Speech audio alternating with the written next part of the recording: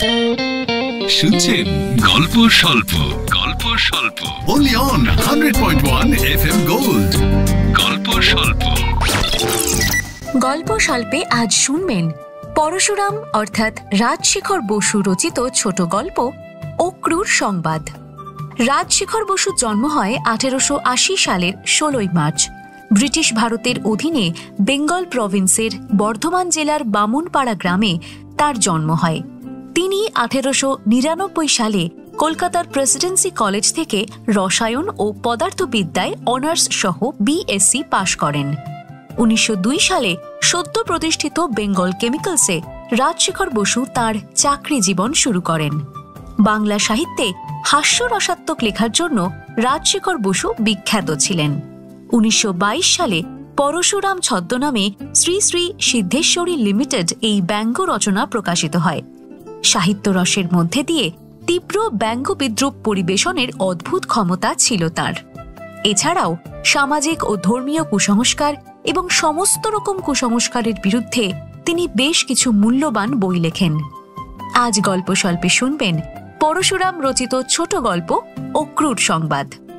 গল্প পাঠে উজ্জ্বল, অমরজিৎ, অরুণিমা, অপরূপা, সুদীপ্ত ও অর্পণ। শুরু হচ্ছে অক্রুর সংবাদ। নমস্কার মশাই, আপনার পাশে একটু বসবার জায়গা হবে? ঢাকুরে লেকের ধারে একটা বেঞ্চে একলা বসে আছি। সন্ধ্যা হয়ে এসেছে দেখে ওঠবার উপক্রম করছি, এমন সময় আগন্তুক ভদ্রলোকটি উক্ত প্রশ্ন করলেন। আমি উত্তর দিলাম, নিশ্চয় নিশ্চয়, বসবেন বই কি, ঢের জায়গা আছে, বসুন না। লোকটির বয়স 50-55, লম্বা, রোগা, ফর্সা, মাথায় কাঁচা পাকা চুল, সযত্নে সিঁথি কাটা, মৌলানা আবুল কালাম আজাদের মতো গোঁফ দাড়ি, পরনে মিহি ধুতি, গরদের পাঞ্জাবি আর উড়ুনি, হাতে আবার রূপো বাঁধানো লাঠি। দেখলেই মনে হয় সেকেলে শৌখিন বড়লোক। পকেট থেকে একটা বড় কাগজ বার করে বেঞ্চের এক পাশে বিছিয়ে তার উপর বসে পড়লেন। আমি হচ্ছি অক্রুর নন্দী। তা মশাইয়ের নামটা জানতে পারি কি? নিশ্চয়ই পারেন, আমার নাম সুশীল চন্দ্র চন্দ্র। তা আপনার কি বাড়ি ফেরবার তারা আছে? না থাকে তো খানিকক্ষণ বসুন না, আলাপ করা যাক। দেখুন, আমি হচ্ছি একটু খাপছাড়া ধরনের, লোকের সঙ্গে সহজে মিশতে পারি না, যার তার সঙ্গে বনেও না। আমি হেসে প্রশ্ন করলুম, তবে আমার সঙ্গে আলাপ করতে চাচ্ছেন কেন, যদি না বনে? অক্রুর নন্দী ভ্রু কুঁচকে আমার দিকে চেয়ে বললেন, আমি চেহারা দেখে মানুষ চিনতে পারি। আপনার বয়স 40-এর নিচে, কি বলেন? আগে হ্যাঁ। তাহলে বনবে? হ্যাঁ, বুড়োদের সঙ্গে আমার মোটেই বনে না। তাদের হাড়, চামড়া, মন সব শুকিয়ে শক্ত হয়ে গেছে। ভাবছেন লোকটা বলে কি? হ্যাঁ, নিজেও তো বুড়ো, বয়স হয়েছে বটে, কিন্তু আমার মন শুকিয়ে যায়নি। অর্থাৎ আপনি এখনো তরুণ আছেন? আরে তরুণ ফরুণ নই, আমি হচ্ছি একজন বোদ্ধা অর্থাৎ ফিলোসফার। জগৎটাকে হ্যাংলা বোকার মতো গপ গপ করে গিলতে চাই না, চেখে চেখে চিবিয়ে চিবিয়ে ভোগ করতে চাই। তা চলুন না আমার বাড়ি, খুব কাছেই। রাত্রের খাবারটা আমার সঙ্গেই খাবেন, আমার জীবন দর্শনও আপনাকে বুঝিয়ে দেব।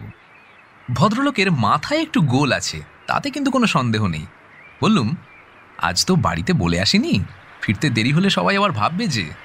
বেশ, কাল এই সময় এখানে আসবেন, আমি আপনাকে আমার বাড়ি নিয়ে যাব, সেখানেই আহার করবেন। ভাবছেন লোকটা আবু হোসেন নাকি? কতকটা তাই বটে। একা একা থাকি, কথা কইবার উপযুক্ত মানুষ খুঁজে বেড়াই, কিন্তু লাখে একজনও মেলে না। আপনাকে দেখে মনে হচ্ছে আপনিও একজন বোদ্ধা। তা কি করা হয়? কলেজে ফিলসফি পড়াই। বাহ বাহ বাহ বাহ, তাই দেখুন আমি কিরকম মানুষ চিনতে পারি। হ্যাঁ, সবিনয়ে বললুম, যা ভাবছেন তা নই, আমার বিদ্যে বুদ্ধি অতি সামান্য। ওই পুরুষ যেমন করে যজমান্ত্রের মন্ত্র পড়ায়, আমিও তেমনি করে ছাত্রদের পড়াই। নিজেও কিছু বুঝি না, আর তারাও কিছু বোঝে। ও কথা বলে আমাকে ভোলাতে পারবেন না। আচ্ছা, এখন বরং আলোচনা থাক, আপনি বোধহয় উঠবার জন্য ব্যস্ত হয়েছেন, আপনাকে আর আটকে রাখবো না। কাল ঠিক আসবেন তো? ক্রুরনন্দী বাতিগ্রস্ত বটে, কিন্তু শেক্সপিয়ার যেমন বলেছেন, এরও পাগলামিতে শৃঙ্খলা আছে। লোকটিকে ভালো করে জানবার জন্য খুব কৌতূহল হলো। বললুম, আগে হ্যাঁ, ঠিক আসবো। পরদিন যথাসময়ে উপস্থিত হয়ে দেখলুম অক্রুর বাবু বেঞ্চে বসে আছেন। আমাকে দেখে উৎফুল্ল হয়ে বললেন, আরে আসুন আসুন সুশীল বাবু, আসুন আসুন। এখানে সময় নষ্ট করে কি হবে, চলুন চলুন আমার বাড়ি চলুন, খুব কাছেই। এই সাদার্ন এভিনিউয়ের পাশ থেকে বেরিয়েছে হর্ষবর্ধন রোড, তারই 10 নম্বর হচ্ছে আমার বাড়ি।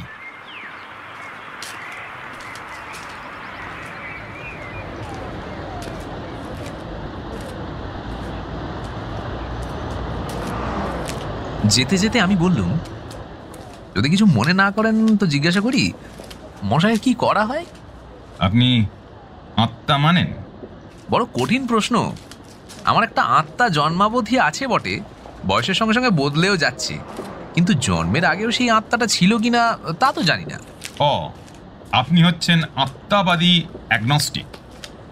আপনার বিশ্বাস আপনার থাকুক, তাতে আমার কোনো আপত্তি নেই, কিন্তু আমি জন্মান্তরীণ আত্মা মানি। আমার গত জন্মের আত্মাটি খুব চালাক ছিল মশাই, বেঁচে বেঁচে বড় লোকের বাড়িতে জন্মগ্রহণ করেছে। তাহলে তো আপনি ভাগ্যবান লোক। তা বলতে পারেন। বাবা এত টাকা রেখে গেছেন যে রোজগারের কোনো দরকারই নেই। অন্য চিন্তা থাকলে উচ্চ চিন্তা করতে পারতুম না। আমি বেকার অলস লোক নই, দিনরাত গবেষণা করি কিসে মানুষের বুদ্ধি বাড়বে, সমাজের সংস্কার হবে। কিন্তু মুশকিল কি জানেন, আমি অন্তত 200 বৎসর আগে জন্মেছি। এখনকার লোকে আমার থিওরি বুঝতেই পারে না। তা আমি যে বুঝবো সে ভরসা করছেন কেন? বুঝবেন বুঝবেন, একটু চেষ্টা করলেই বুঝবেন। আপনার 2 কানের ওপরে একটু ঢিপি মতন আছে। হ্যাঁ হ্যাঁ, ওইটা ওইটা, হ্যাঁ, ওই হলো বোদ্ধার লক্ষণ।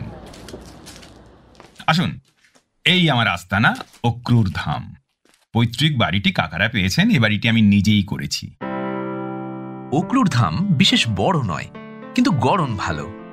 বারান্দায় 4-5 জন দারোয়ান, চাকর ইত্যাদি একটা বেঞ্চে বসে গল্প করছিল। মনিবকে দেখে সসম্ভ্রমে উঠে দাঁড়ালো। অক্রুরবাবু হাতের ইশারায় তাদের বসতে বলে আমাকে তার বৈঠকখানা ঘরে নিয়ে গেলেন। ঘরটি মাঝারি, আসবাব অল্প, কিন্তু খুব পরিচ্ছন্ন। ঘরে ঢোকবার সময় দরজার পাশে দেওয়ালে আমার হাত ঠেকে গিয়েছিল। দেখলুম একটু আঁচড়ে গেছে। অক্রুরবাবু তার লক্ষ্য করে বললেন, খোঁচা খেয়েছেন বুঝি?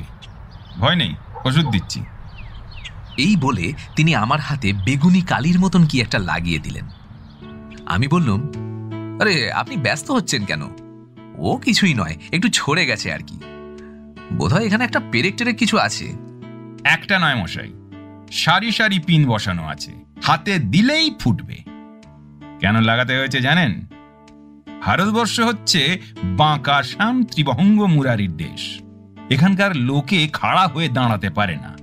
চাকর, ধোপা, গোয়ালা, নাপিত যেই হোক, এমনকি অনেক শিক্ষিত লোকও দরজায় বা দেওয়ালে হাতের ভর দিয়ে ত্রিভঙ্গ হয়ে দাঁড়ায়।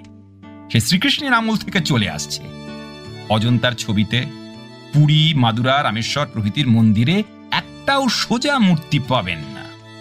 বাড়ির চাকর আর আগন্তুক লোকেদের গা হাত লেগে দেয়াল আর দরজা ময়লা হয়, কিছুতেই বদভ্যাস ছাড়াতে পারি না। নিরুপায় হয়ে মেঝে থেকে 1 ফুট বাদ দিয়ে দেয়াল আর দরজার 6 ফুট পর্যন্ত মায় সিঁড়ির রেলিংয়ে সারি সারি গ্রামাফোন পিন লাগিয়েছি, প্রায় 2 লক্ষ পিন। এখন আর বাছাধনরা অজন্তা প্যাটার্নে ত্রিভঙ্গ হয়ে ঠেস দিয়ে দাঁড়াতে পারে না, দেয়ালে পিঠ লাগিয়ে বসতেও পারে না। আপনার বাড়িতে চাকর বাকর টিকে থাকে কি করে মশাই? মাইনে 2.5 গুণ করে দিয়েছি। কেউ কেউ ভুলে ঠেস দিয়ে জখম হয়, তাই 1 বোতল জেনসেন ভায়োলেট লোশন রেখেছি। খুব ভালো অ্যান্টিসেপটিক, আর দাগও 3-4 দিন থাকে। তা দেখে লোকে সাবধান হয়। কিন্তু আপনি বাচ্চাদের সামলান কি করে? বাড়িতে ছেলেপিলে আছে তো? অট্টহাস্য করে অক্রুরবাবু বললেন, ছেলে হচ্ছি আমি, হ্যাঁ, আর পিলে হচ্ছে ওই চাকরগুলো। সে কি, আপনার সন্তানাদি নেই? দেখুন সুশীল বাবু, বিবাহ করব না অথচ সন্তানের জন্ম দেব এমন আহাম্মক আমি নই।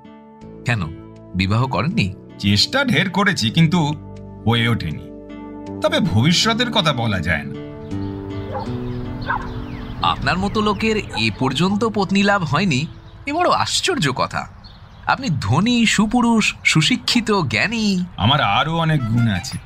নেশা করি না, পান, তামাক, চা প্রভৃতি মাদক দ্রব্য পর্যন্ত স্পর্শ করি না। মাছ, মাংস, ডিম, পেঁয়াজ, লঙ্কা, হলুদ প্রভৃতি আমার রান্নাঘরে ঢুকতে পায় না। আমি গান্ধীজির থিওরি মানি, তরকারির খোসা বাদ দেওয়া আর মশলা দিয়ে রাঁধা অত্যন্ত অন্যায়। তিনি রসুন খেতেন, আমি তাও খাই না। নুনও কমিয়ে দিয়েছি, তাতেও ব্লাড প্রেশার বাড়ে। আচ্ছা, দুধ খান তো? খাই, কিন্তু বাছুরকে বঞ্চিত করি না। বাড়িতে 3টে গরু আছে, বাছুরের জন্য যথেষ্ট দুধ রেখে বাকিটা নিজে খাই। অক্রুর বাবুর কথা শুনে বুঝলুম আজ রাত্রে আমার কপালে উপবাস লেখা আছে।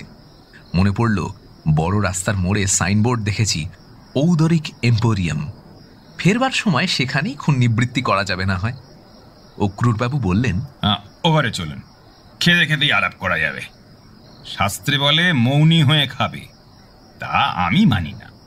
বিলিতি পদ্ধতিতে গল্প করতে করতে ধীরে ধীরে খেলেই ভালো হজম হয়। খাবার এলো। অক্রুর নন্দী খেয়ালি লোক হলেও তার কাণ্ড জ্ঞান আছে। আমার জন্য ভালো ভালো খাবারেরই আয়োজন করেছেন, কিন্তু তার নিজের জন্য এলো খান কতক মোটা রুটি, কিছু সিদ্ধ তরকারি, কিছু কাঁচা তরকারি আর 1 বাটি দুধ। অক্রুর বাবু বললেন, কোন জন্তু ক্যালোরি, প্রোটিন, ভাইটামিন নিয়ে মাথা ঘামায় না।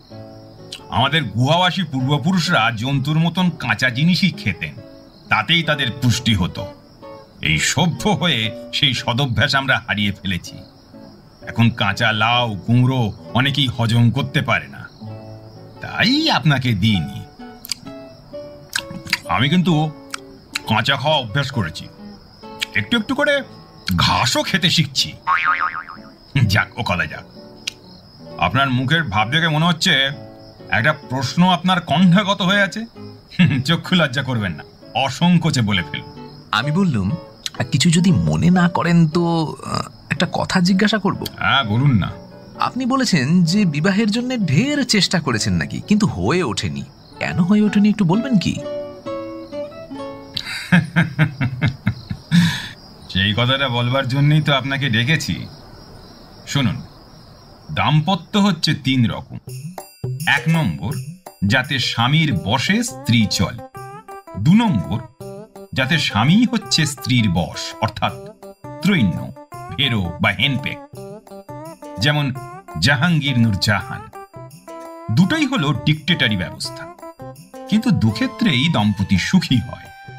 আর 3 নম্বর হচ্ছে যাতে স্বামী স্ত্রী কিছুমাত্র রফা না করে নিজের নিজের মতন চলে, অর্থাৎ দুজনেই একগুঁয়ে। এই হলো ব্যক্তি স্বাতন্ত্র্যমূলক আদর্শ দাম্পত্য সম্বন্ধ।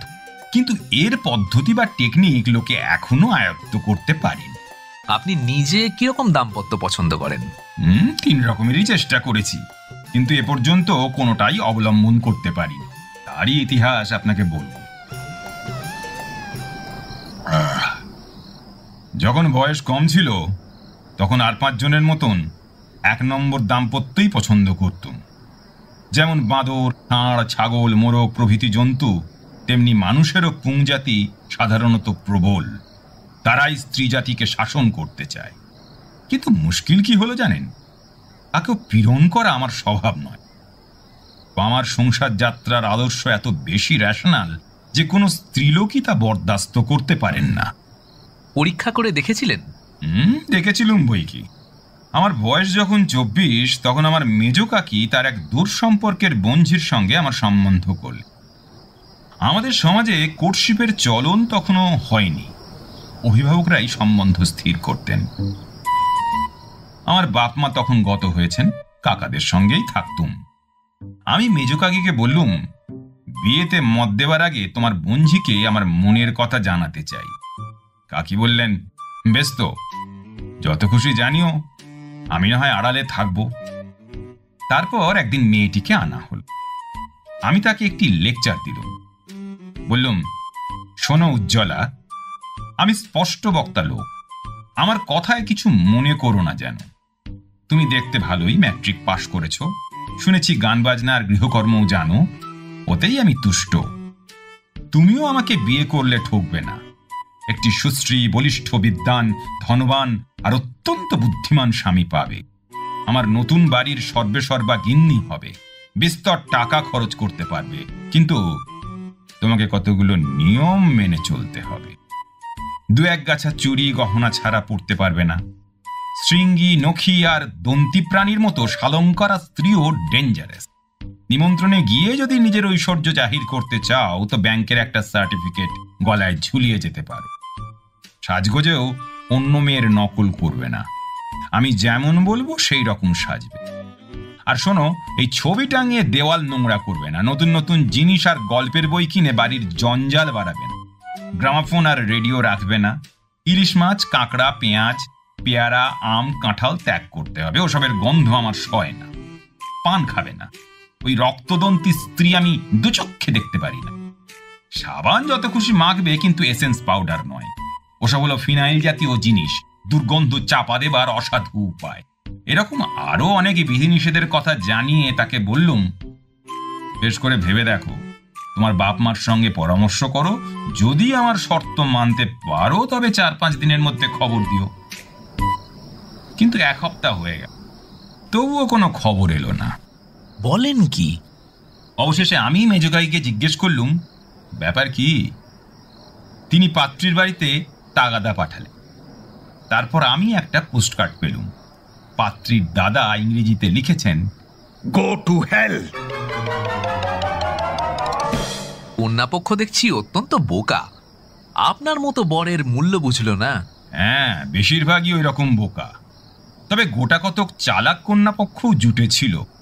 তাদের মতলব ভাঁওতা দিয়ে আমার ঘাড়ে মেয়ে চাপিয়ে দেওয়া।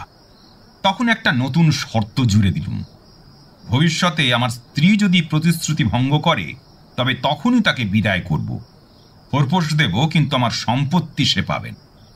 এই কথা শুনে সব ভেগে পড়ল, আর জ্ঞাতি শত্রুরাও রটাতে লাগলো যে আমি একটা উন্মাদ।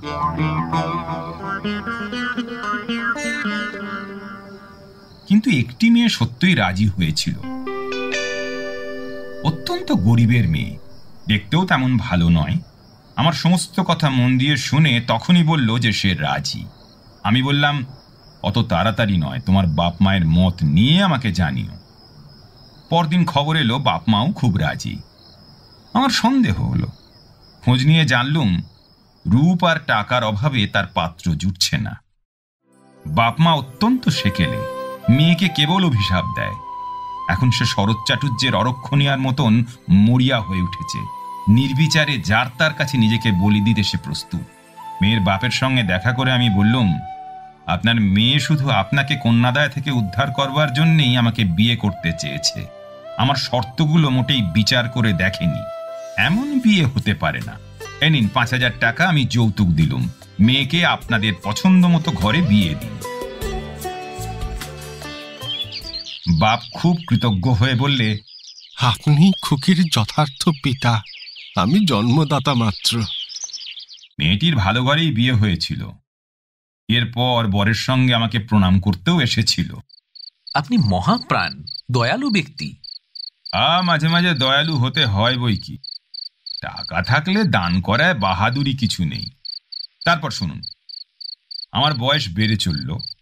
35 পার হয়ে বুঝলুম আমার আদর্শের সঙ্গে নিজেকে খাপ খাওয়াতে পারে এমন কৃচ্ছ সাধিকা নারী কেউ নেই।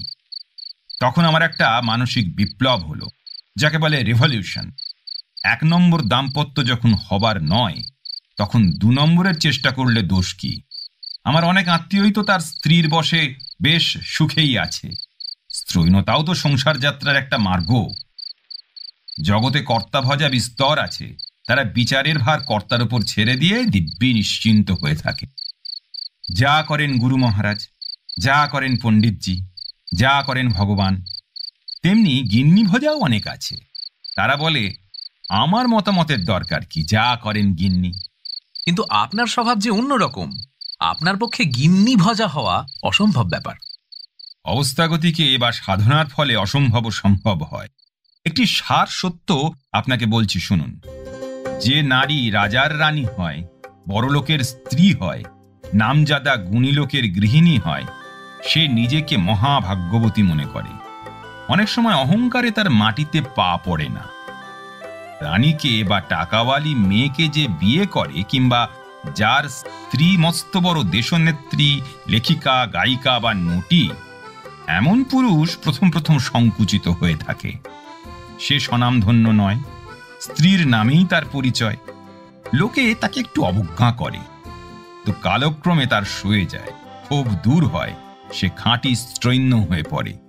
এর দৃষ্টান্ত জগতে অনেক আছে। তা আপনিও কি সেরকম হতে চেষ্টা করেছিলেন নাকি? করেছিলাম।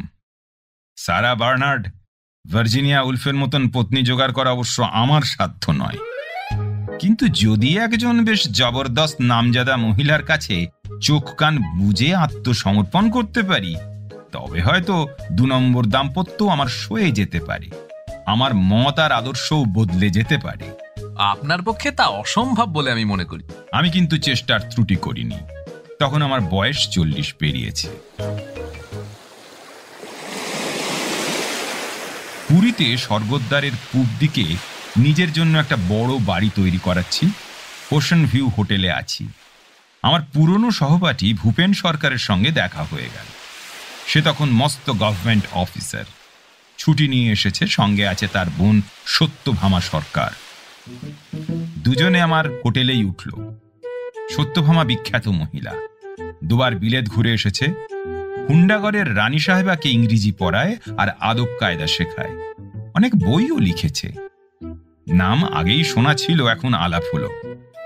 বয়স আন্দাজ 35, দশাসই চেহারা, মুখটি গোবদা গোছের, ড্যাবে চোখ, নিচের ঠোঁট একটু বাইরে ঠেলে আছে। দেখলেই বোঝা যায় ইনি একজন জবরদস্ত মহিয়সী মহিলা। স্বামীকে বসে রাখবার শক্তিও এর আছে।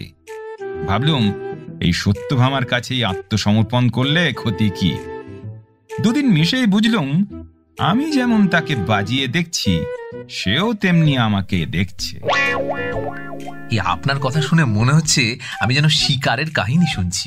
কতকটা সেই রকম বটে, যেন একটা বাঘিনী ওত পেতে আছে আর একটা বাঘ তার পিছনে ঘুরছে।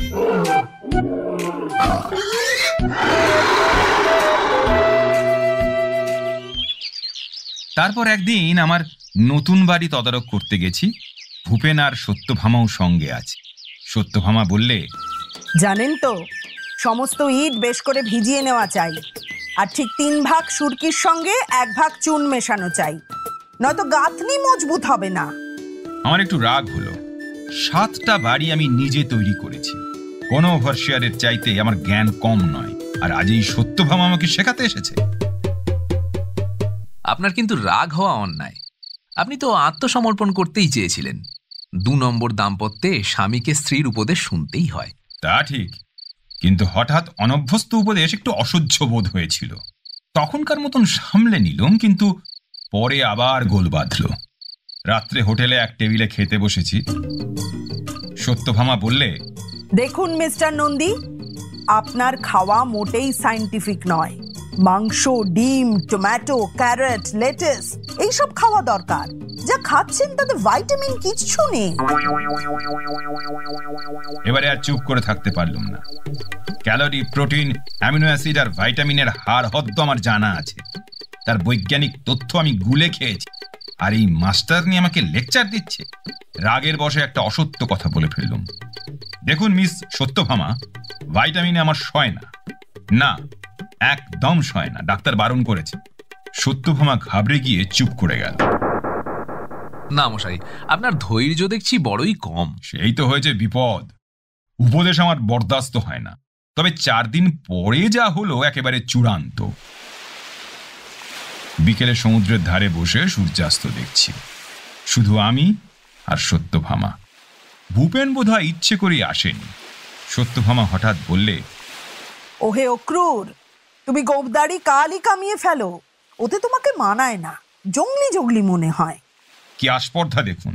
যার ছাগল দাঁড়ি বা ইঁদুরে খাওয়ার মতন বিশ্রী দাঁড়ি তার অবশ্য না রাখাই উচিত। তো আমার মতন যার সুন্দর নিরেট দাঁড়ি, সে কামাবে কোন দুঃখে? সত্যভামার কথায় আমার মেজাজ গরম হয়ে উঠল। কোটি কোটি বৎসর ধরে পুরুষত্বের যে বীজ প্রাণী পরম্পরায় সঞ্চারিত হয়ে এসেছে, যার প্রভাবে সিংহের কেশর, ষাঁড়ের ঝুঁটি, ময়ূরের পেখম আর মানুষের দাড়ি গোঁফ উদ্ভূত হয়েছে, সেই দুর্দান্ত পুং হরমোন আমার মাংসে মজ্জায় কুপিত হয়ে উঠল। আমি ধমক দিয়ে বললাম, চেপে দাও, ও কথা মুখে আনবে না। কামাতে চাও তো নিজের মাথা মুড়িয়ে ফেল। সত্যভামা একবার আমার দিকে কটমট করে তাকালো, তারপর উঠে চলে গেল। রাত্রে খাবার সময় ভাই বোন কাকেও দেখলাম না। পরদিন সকালের ট্রেনে আমি কলকাতা রওনা হলো।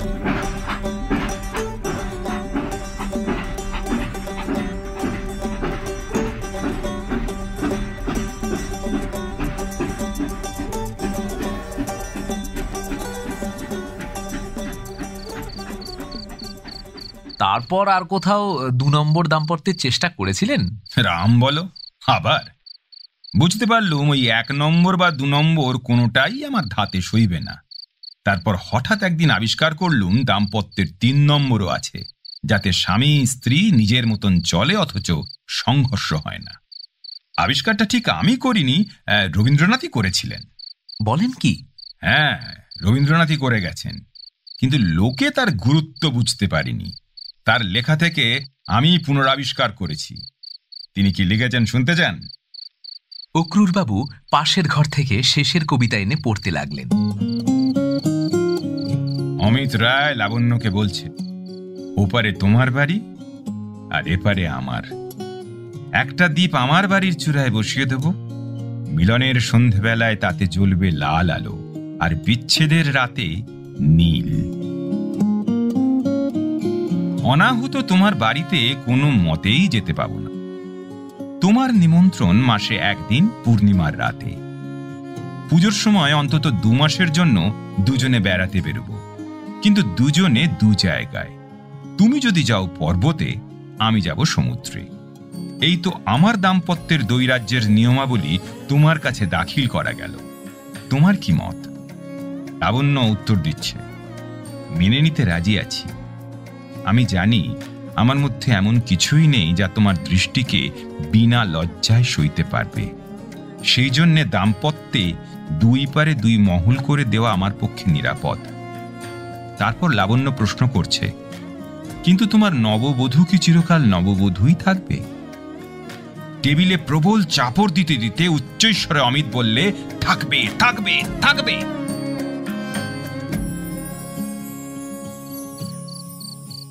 অমিত রায় হচ্ছে একটি কথার তুবড়ি। রবীন্দ্রনাথ পরিহাস করে তাকে দিয়ে যা বলিয়েছেন, আপনি তা সত্য বলে মনে করছেন কেন? অক্রুরবাবু টেবিলে কিল মেরে বললেন, মোটেই পরিহাস নয়, একেবারে খাঁটি সত্য। তিনি সর্বদর্শী কবি ছিলেন। দাম্পত্যের যা পরাকাষ্ঠা সেই 3 নম্বরেই ইঙ্গিত দিয়ে গেছেন। তার ভাবার্থ হচ্ছে, স্বামী স্ত্রী আলাদা বাড়িতে বাস করবে, কালে ভদ্রে দেখা করবে, তবেই তাদের প্রীতি স্থায়ী হবে। নববধূ চিরদিন নববধূই থাকবে। আপনি এরকম দাম্পত্যেরও চেষ্টা করেছিলেন? একবার মাত্র চেষ্টা করেছিলাম, কিন্তু তাও বিফল হয়েছে। কিন্তু বিফলতার কারণ এই নয় যে রবীন্দ্রনাথের থিওরি ভুল। আমার নির্বাচনেই গলদ ছিল। যাই হোক, আর চেষ্টা করার প্রবৃত্তি নেই। ঘটনাটা বলবেন কি? শুনবেন? শুনুন। আমার বয়স তখন 50-এর কাছাকাছি। রবীন্দ্রনাথের ফর্মুলাটি হঠাৎ একদিন আবিষ্কার করে মনে হলো, বাহ, এই তো দাম্পত্যের শ্রেষ্ঠ মার্গ, চেষ্টা করে দেখা যাক না।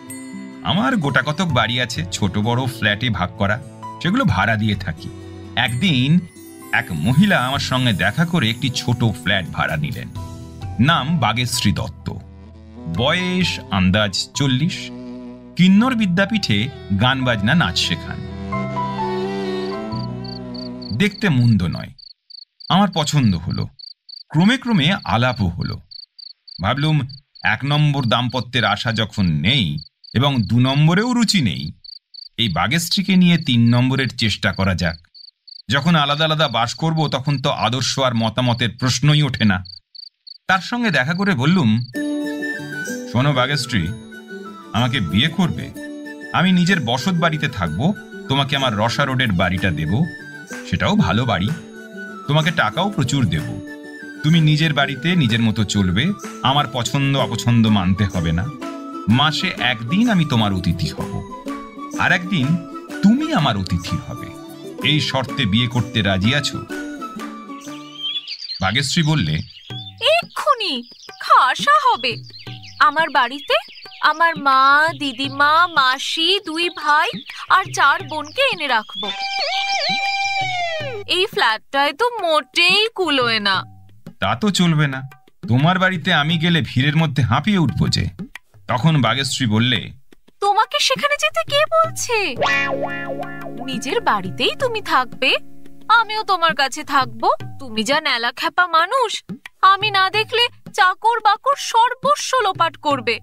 বাপরে, সে আমি সইতে পারবো না। আমার পিসে মশাইয়ের ভাগ্নে প্রাণতোষ দাদাও আমার কাছে থাকবে, সেই সব দেখবে শুনবে, তোমাকে কিছুই করতে হবে না। ভাগ্যশ্রীর মতলবটি শুনেই আমি তখনই সরে পড়লুম। তারপর সে 3 দিন আমার সঙ্গে দেখা করতে এসেছিল, আমি হাঁকিয়ে দিয়েছি। আমি প্রশ্ন করলুম, উকিলের চিঠি পাননি? পেয়েছিলাম, উত্তরে জানালুম ব্রিচ অফ প্রমিস হয়নি, আমি খেসারত 1 পয়সাও দেব না। তবে ভাগ্যশ্রী যদি 2 মাসের মধ্যে তার প্রাণতোষ দাদা বা আর কাকেও বিবাহ করে, তবে 5,000 টাকা যৌতুক দিতে প্রস্তুত আছি। ভাগ্যশ্রী তাতেই রাজি হয়েছিল। সকলকেই যৌতুক দিলেন, শুধু সত্যভামা বেচারি ফাঁকে পড়লেন। তিনি একেবারে বঞ্চিত হননি। পুরী থেকে চলে আসবার 3 মাস পরে একটা নিমন্ত্রণ পত্র পেয়েছিলুম। হুন্ডাগড়ের খুড়ো সাহেবের সঙ্গে সত্যভামার বিবাহ হচ্ছে। আমি একটা ছোট্ট পিকিনিস কুকুর সত্যভামাকে উপহার পাঠিয়ে দিলাম। খুব খানদানি কুকুর, তার জন্য প্রায় 800 টাকা খরচ হয়েছিল। 1, 2, 3 নম্বর সবই তো আপনি পরীক্ষা করে ফেলেছেন। তা আপনার ভবিষ্যৎ প্রোগ্রাম কি? কিছুই স্থির করতে পারিনি। আচ্ছা, আপনি তো বোদ্ধা লোক, একটা পরামর্শ দিন না। দেখুন অক্রুর বাবু, আপনার উপর আমার অসীম শ্রদ্ধা রয়েছে, যা বলছি তাতে দোষ নেবেন না। আমি সামান্য লোক, শরীর বা মনের তত্ত্ব আমি কিছুই জানি না, কিন্তু আমার মনে হয় আপনি যে এই পুং হরমোনের কথা বলছেন তা হরেক রকম আছে। একটাতে দাড়ি গজায়, আরেকটাতে গুঁতিয়ে দেবার অর্থাৎ আক্রমণের শক্তি আসে, আর একটাতে সর্দারি করবার প্রবৃত্তি হয়। তাছাড়া আরো একটা আছে যা থেকে প্রেমের উৎপত্তি হয়। বোধ হচ্ছে আপনার সেইটির কিঞ্চিত অভাব আছে। আপনি কোনো বিশেষজ্ঞ ডাক্তারের সঙ্গে পরামর্শ করুন। খানিক চুপ করে থেকে অক্রুরবাবু বললেন, ঠিক আছে, তাই করা যাবে। আমি নমস্কার করে বিদায় নিলুম। তারপরে আর অক্রুর নন্দীর সঙ্গে দেখা হয়নি। শুনেছি তিনি সমস্ত সম্পত্তি দান করে দ্বারকা ধামে তপস্বিনী জগদম্বা মাতাজির আশ্রমে বাস করছেন। ভদ্রলোক শেষকালে আত্মসমর্পণই করলেন। আশা করি তিনি শান্তি পেয়েছেন।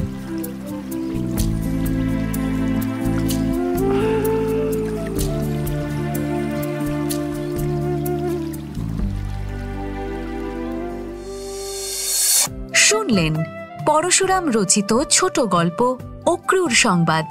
বিভিন্ন চরিত্রে পাত্রীর দাদা সুদীপ্ত, সত্যভামা সরকার অরুণিমা, ভাগ্যশ্রী দত্ত অপরূপা, কন্যা দায়গ্রস্ত পিতা অর্পণ, সুশীল চন্দ্র অমরজিৎ এবং অক্রুর নন্দীর ভূমিকায় উজ্জ্বল। শুনলেন পরশুরাম রচিত ছোট গল্প অক্রুর সংবাদ।